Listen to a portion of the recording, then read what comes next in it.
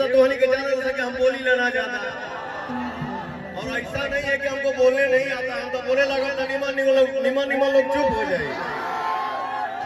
हिंदुस्तान के हर व्यक्ति को आजादी से जीने का हक है।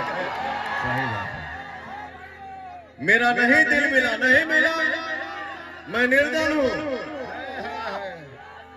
आप सब ने पवन सिंह को गायक बनाया, आप सब ने ही पवन सिंह को नायक बना दिया, और आप ही पवन सिंह को नेता बनाएंगे। भाई लोग वीडियो देखे, ये एकदम सही बोले पावर स्टार पवन सिंह, क्योंकि काराकट की जनता पावर स्टार पवन सिंह को बहुत प्यार दिखा रही है। इस बार लग रहा है कि काराकट की जनता पावर स्टार पवन सिंह को ही संसद बनाएंगे। आप लोगों को क्या राय है कमेंट करके बताइएगा। एक बात और कहना चाहता हूं भाई लोग, पावर स्टार पवन सिंह अगर काराकट से चुनाव जीत जाते हैं तो काराकट की जनता के लिए कुछ न कुछ करेंगे, क्योंकि सोशल मीडिया के माध्यम से बोले थे कि अगर मैं काराकट के चुनाव जीत जाता हूँ तो यहीं पर ज़मीन लूँगा, घर बनाऊँगा, यहीं पर रहूँगा, आप लोगों को सेवा करूँगा।